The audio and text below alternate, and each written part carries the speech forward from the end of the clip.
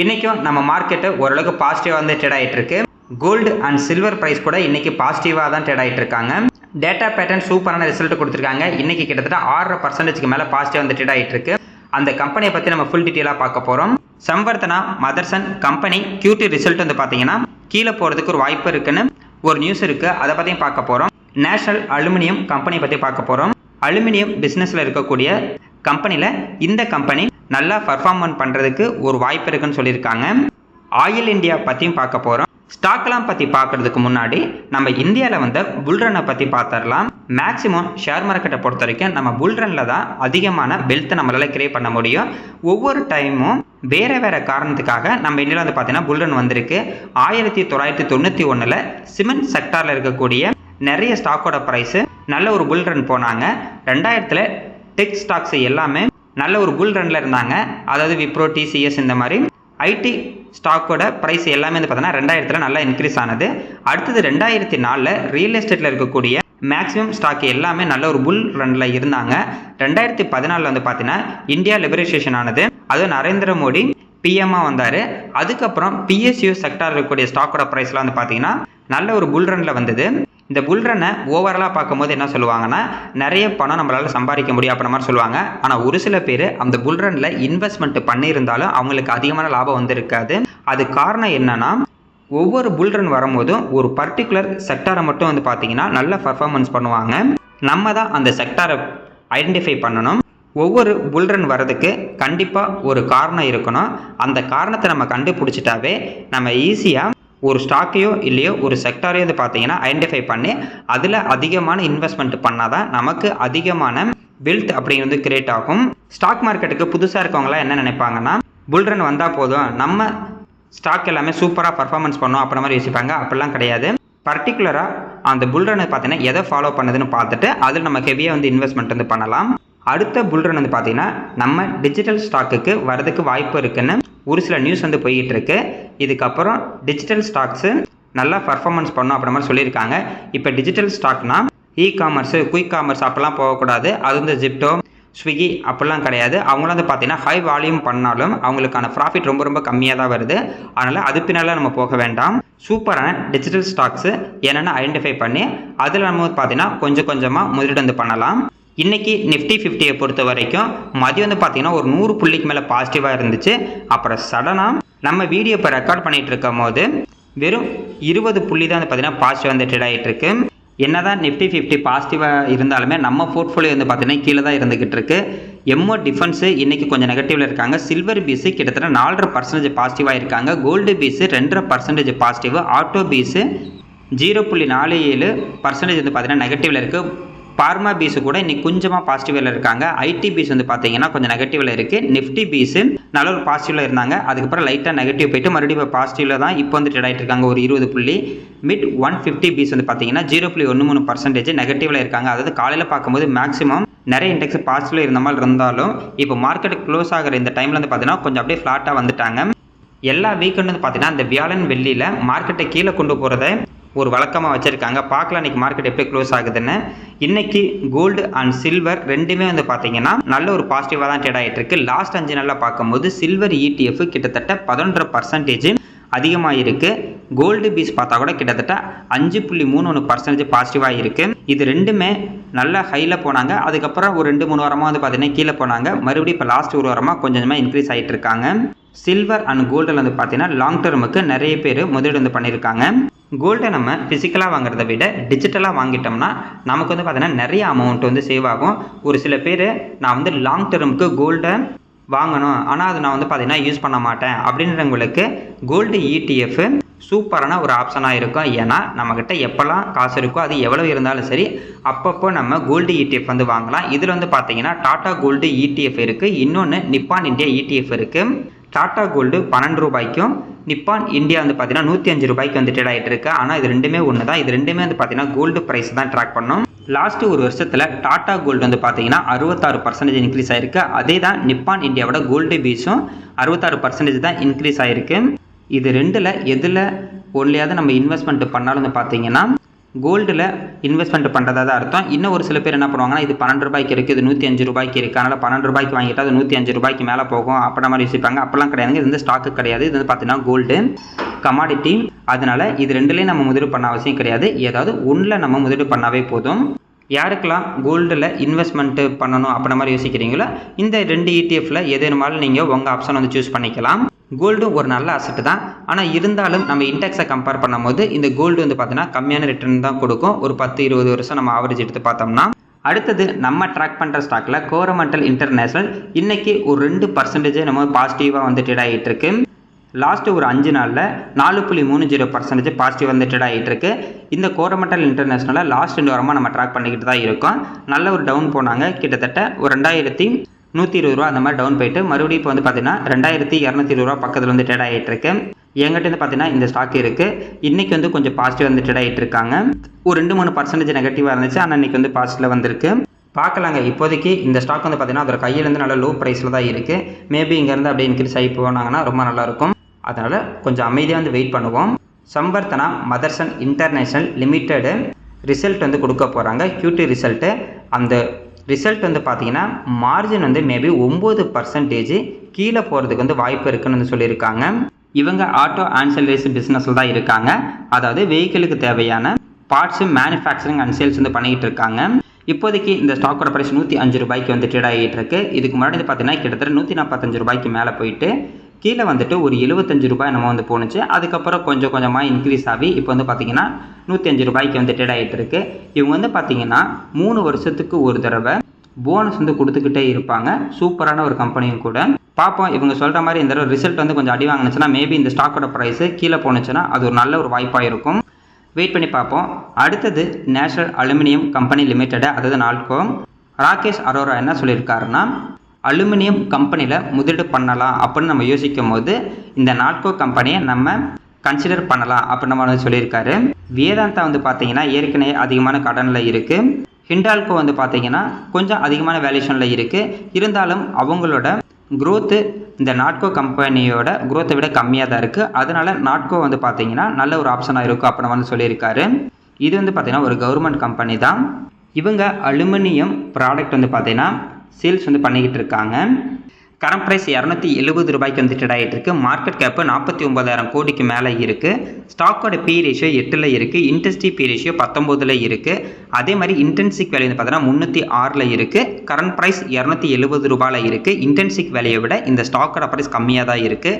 Book value 108 ரூபாயில் இருக்குது. Dividend yield 3.88%. சூப்பரான ஒரு டிவிடெண்ட் ஈல்டு. PEG ரேஷியோ வந்து பார்த்தீங்கன்னா 0.38ல் இருக்குது. இதுவும் சூப்பரான ரேஷியோவில் தான் இருக்குது. ROCE 44%, ROE 32%, ROIC 41%, OPM 46%ல் இருக்குது. இந்த பர்சன்டேஜெலாம் வந்து பார்த்தீங்கன்னா கிட்டத்தட்ட 30க்கு மேலே தான் இருக்குது. அதனால் சூப்பரான ஒரு லாபத்தில் இந்த கம்பெனி வந்து பார்த்தீங்கன்னா ரன் ஆகிட்டு இருக்கு. டெப்டி ஈக்விட்டி வந்து பார்த்தீங்கன்னா 0ல் இருக்குது. ப்ரைஸ் டு புக் வேல்யூ பார்த்தா கூட 2.50ல் இருக்குது. ஓவராலாக இந்த ரேஷியோ வச்சு பார்க்கும்போது இந்த கம்பெனி பார்த்தீங்கன்னா சூப்பரான ஒரு வேல்யூஷனில் தான் வந்து ட்ரேட் ஆகிட்டு இருக்கு. இதுக்கு முன்னாடி வந்து பார்த்தீங்கன்னா இப்போ இந்த மேக்ஸிமம் சார்ட் வந்து பாருங்கள். 2008ல் நல்ல ஒரு ஹை போனாங்க. அதுக்கப்புறம் ஃபுல்லாக அப்படியே டவுன் ஆகிட்டாங்க. அந்த 2008ல் போன ஹையை இப்போ 2023க்கு அப்புறம் தான் வந்து பார்த்தீங்கன்னா பிரேக் பண்ணி வந்து மேலே போயிட்டுருக்காங்க. இது காரணம் என்னன்னா அவங்களும் ஒரு 2 வருஷத்துக்கு ஒரு தடவை வந்து பார்த்தீங்கன்னா நல்ல ரிசல்ட் தருவாங்க. அதுக்கப்புறம் அவங்க ரிசல்ட் கொஞ்சமாக கம்மியாயிடும். மறுபடியும் நல்ல ரிசல்ட் தருவாங்க. இந்த மாதிரி இவங்க ரிசல்ட் கொடுக்குறாங்கள எப்போல்லாம் சூப்பரான ரிசல்ட் கொடுக்குறாங்களோ அப்போல்லாம் ஸ்டாக்கோட ப்ரைஸ் அதிகமாகும். எப்போல்லாம் ரிசல்ட் வந்து கொஞ்சம் கம்மியாகுதோ அந்த வருஷம் வந்து பார்த்தீங்கன்னா ஸ்டாக்கோட ப்ரைஸ் வந்து கம்மியாகும். இப்படி வந்து ட்ரேட் ஆகிட்டு இருக்கு. ஆனால் லாஸ்ட் 2-3 வருஷமாக இப்போதைக்கு நல்ல ரிசல்ட்டை வந்து போஸ்ட் பண்ணிட்டு இருக்காங்க. இதுக்கப்புறம் வருஷம் நல்ல ஒரு ரிசல்ட் அவங்க போஸ்ட் பண்ணாங்க அப்படின்னா ஸ்டாக்கோட ப்ரைஸு அந்த ரிசல்ட்டுக்கு ஏற்ற மாதிரி க்ரோ ஆகிட்டே இருக்கும். ஆயில் இந்தியா லிமிட்டெடு இந்த ஸ்டாக்கை பற்றியும் கேட்டிருக்காங்க. இவங்க வந்து பார்த்தீங்கன்னா ஆயில் எக்ஸ்ப்ளோரேஷன் பிஸ்னஸில் தான் இருக்காங்க. அதாவது பூமியிலேருந்து ஆயில் எடுத்து ஆயில் ப்ராடக்ட் எல்லாமே செல் பண்ணிகிட்டு இருக்காங்க. பெட்ரோலியம் ப்ராடக்ட் எல்லாமே. இவங்களோட முக்கியமான பிஸ்னஸ் வந்து பார்த்தீங்கன்னா குரூட் ஆயில் தான். கொஞ்ச நாளைக்கு முன்னாடி கூட இந்த கம்பெனி வந்து பார்த்தீங்கன்னா பாரத் பெட்ரோலியத்து கூட ஜாயின் பண்ணிட்டு ஏதோ ஒரு புது பிஸ்னஸ் ப்ளஸ் புது பிளான்ட்டு ஓப்பன் பண்ணுறதா நியூஸ் வந்து பார்த்துருந்தோம். இவங்களோட இன்வெஸ்ட்மெண்ட்டே வந்து பார்த்தீங்கன்னா கொஞ்சமாக பண்ணிட்டு தான் இருக்காங்க. கரண்ட் ப்ரைஸ் 435 ரூபாய்க்கு வந்து ட்ரேட் ஆகிட்டு இருக்கு. இந்த ஸ்டாக்கோட ப்ரைஸு கிட்டத்தட்ட 750 ரூபாய்க்கு மேலாம் போணுச்சு. அதுக்கப்புறம் இப்போ வந்து பார்த்தீங்கன்னா 435 ரூபாய்க்கு வந்து ட்ரேட் ஆகிட்டு இருக்கு. கீழே கிட்டத்தட்ட 322 வரைக்கும் கீழே போயிட்டு இப்போ வந்து பார்த்தீங்கன்னா கொஞ்சமாக இன்க்ரீஸ் ஆகி 435 ரூபாய் தான் ட்ரேட் ஆகிட்டு இருக்கு. இதில் ஜென்ரலாக நம்ம என்ன தப்பு பண்ணுவோம்னா, இப்போ நம்ம வந்து ஹையில் வாங்கிட்டோம் அப்படின்னா கொஞ்ச நாள் நம்ம வந்து வெயிட் பண்ணணும்.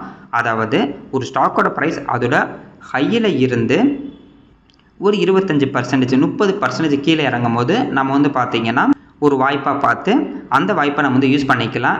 இது எப்படி கீழே குறையும்னா, எந்த ஒரு நியூஸுமே இருக்காது. அதாவது ப்ராஃபிட் புக்கிங்காக இருக்கலாம், இல்லை டெம்பரவரியாக அந்த ஸ்டாக்கோட ப்ரைஸ் வந்து கீழே இறங்கியிருக்கலாம்.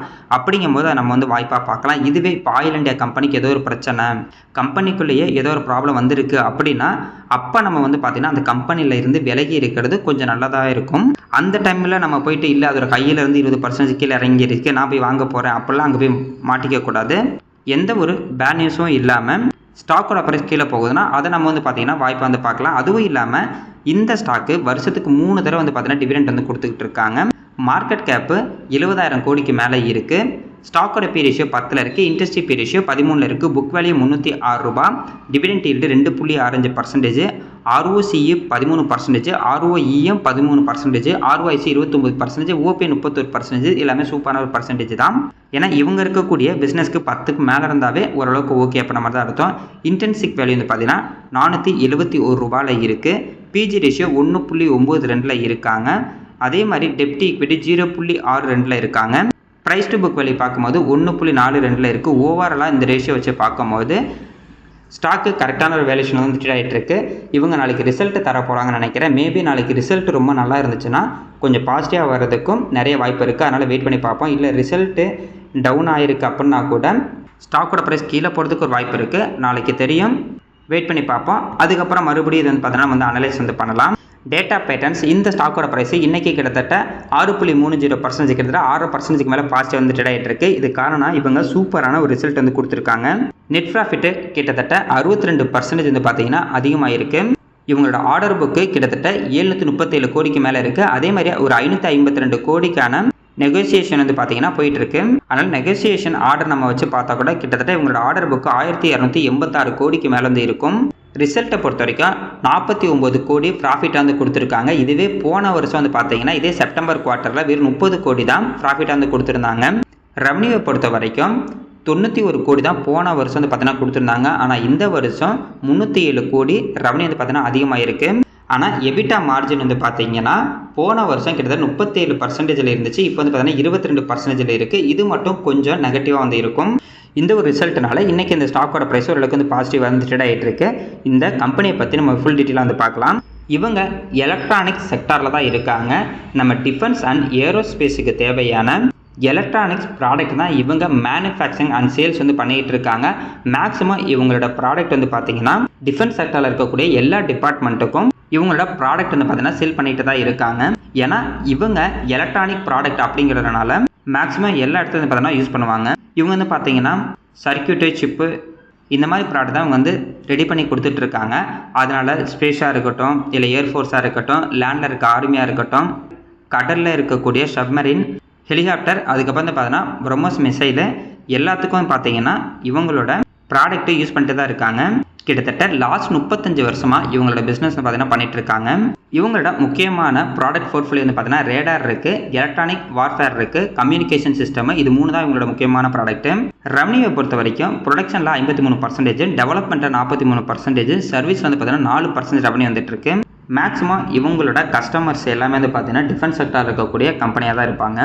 இந்த கம்பெனியோட அடுத்த ஃபோக்கஸ் வந்து பார்த்தீங்கன்னா 2026 பொறுத்த வரைக்கும் கிட்டத்தட்ட இவங்களோட ப்ராஃபிட் growth 20% மேலே இருக்கணும் அப்படின்ற மாதிரி எய்ம் பண்ணிகிட்டு இருக்காங்க. அதே மாதிரி ரெவன்யூ growth 20லேருந்து 25% வரைக்கும் இருக்கணும் அப்படின்ற மாதிரி தான் எய்ம் பண்ணிகிட்டு இருக்காங்க. அப்படி இருந்தாங்கன்னா ரொம்ப நல்லாயிருக்கும். ஏன்னா கம்பெனியோட சேல்ஸ் அண்ட் ப்ராஃபிட் வந்து பார்த்தீங்கன்னா அதிகமாகும். அதனால் ஸ்டாக்கோட ப்ரைஸ் அதிகமாகிறதுக்கு நிறைய வாய்ப்பு இருக்குது. அடுத்தது இவங்களோட கீ ரேஷியோ வந்து பார்த்தாலும் மார்க்கெட் கேப்பை பொறுத்த வரைக்கும் 16,000 கோடிக்கு மேலே இருக்குது. ஸ்டாக்கோட பி ரேஷியோ 77 இருக்குது, இண்டஸ்ட்ரி பி ரேஷியோ 69 இருக்குது, book value 269, dividend yield 0.26%, ROCE 21%, ROE 15%, ROIC 20%, OPM 38% இருக்குது. இன்டென்சிக் வேல்யூ 1410 ரூபாயில் இருக்குது. கரண்ட் ப்ரைஸ் 2,962 ரூபாய் பக்கத்தில் இருக்குது. பிஜி ரேஷியோ 2.43 இருக்காங்க. டெப்ட் ஈக்விட்டி 0, உங்களுக்கு கடன் கிடையாது. ப்ரைஸ் டு புக் வேல்யூ பார்க்கும்போது கூட 11 இருக்குது. ஓவராலாக இந்த ரேஷியோ வச்சு பார்க்கும்போது இந்த ஸ்டாக்கோட ப்ரைஸ் கொஞ்சம் அதிகமான வேல்யூஷனாக ட்ரேட் ஆகிட்டு இருக்குது. அடுத்தது நம்ம இவங்களோட ப்ராஃபிட் அண்ட் லாஸ் ஸ்டேட்மெண்ட் வந்து பார்க்கலாம். மார்ச் 2014 இவங்களோட சேல்ஸ் 63 கோடியாகவும் நெட் ப்ராஃபிட் வந்து பார்த்தீங்கன்னா 7 கோடியாகவும் தான் இருந்திருக்கு. ஆனால் இதுவே மார்ச் 2025 சேல்ஸ் 708 கோடியாகவும் நெட் ப்ராஃபிட் வந்து பார்க்கும்போது 222 கோடியாகவும் இருக்குது. லாஸ்ட்டு ஒரு 6 வருஷமாக வந்து பார்த்தீங்கன்னா இவங்களோட நெட் சேல்ஸும் சரி நெட் ப்ராஃபிட்டும் அதிகமாகிட்டே தான் இருக்குது. இது கண்டிப்பாக உங்களுக்கு வந்து பாசிட்டிவாக இருக்கும். இன்னும் போக போக அடுத்தடுத்த வருஷத்தில் இவங்களோட நெட் சேல்ஸும் நெட் ப்ராஃபிட்டும் அதிகமானுச்சுன்னா அதுக்கேற்ற மாதிரி ஸ்டாக்கோட ப்ரைஸ் வந்து பார்த்தீங்கன்னா அதிகமாகிறதுக்கு நிறைய வாய்ப்பு இருக்குது. அடுத்தது நம்ம CAGR வந்து பார்க்கலாம். சேல்ஸ் growth லாஸ்ட் 5 வருஷத்தில் 35% இருக்குது. ப்ராஃபிட் growth பொறுத்த வரைக்கும் 59% இருக்குது. ஓவரால் அந்த 2% ரொம்ப சூப்பரான ஒரு பர்சன்டேஜ். ஸ்டாக்கோட ப்ரைஸை பொறுத்த வரைக்கும் லாஸ்ட் 3 வருஷத்தில் 28%, அதாவது 3 வருஷத்துக்கு முன்னாடி இந்த ஸ்டாக்கில் ஒருத்தர் முதலீடு பண்ணியிருந்தா கூட வருஷம் 28% இந்த ஸ்டாக்கோட ப்ரைஸ் இப்போ லாஸ்ட் 3 வருஷமாக இன்க்ரீஸ் ஆகிருக்கும். ரிட்டர்ன் ஆன் ஈக்விட்டி மினிமம் 15%க்கு மேலே இருக்குது. ஓவராலாக அந்த பர்சன்ட் எல்லாமே சூப்பரான பர்சன்டேஜ் தான்.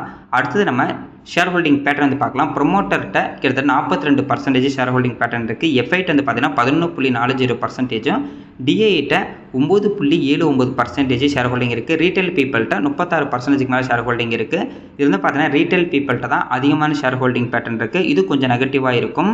ஃப்யூச்சரில் இவங்க பர்ஃபார்மன்ஸ் இன்னும் அதிகமாக இருந்து எஃப்ஐடிஐ இன்னும் அதிகமாக வாங்கினாங்கன்னா ரொம்ப நல்லாவே இருக்கும். இப்போது இந்த ஸ்டாக் வந்து பார்த்தீங்கன்னா லாஸ்ட்டு ஒரு 2-3 வருஷத்துக்கு அப்புறம் 293% வந்து இன்க்ரீஸ் ஆகிருக்கு. கொஞ்ச நாளைக்கு முன்னாடி பார்த்தீங்கன்னா இந்த ஸ்டாக்கோட ப்ரைஸை அதோட கையில் இருந்து நல்லா லோ பண்ணாங்க. அதாவது கிட்டத்தட்ட 3600 ரூபாய்க்கு மேலே இந்த ஸ்டாக்கோட ப்ரைஸ் வந்து பார்த்தீங்கன்னா ரொம்ப டவுன் ஆனது. 1450 ரூபாய்க்கெல்லாம் போயிருந்தாங்க. அதுக்கப்புறம் அப்படியே இன்க்ரீஸ் ஆகி 3250 வரைக்கும் மேலே போயிட்டு மறுபடியும் டவுன் ஆகிட்டு இப்போ வந்து பார்த்தீங்கன்னா 3000க்கு வந்து ட்ரேட் ஆகிட்டு இருக்கு.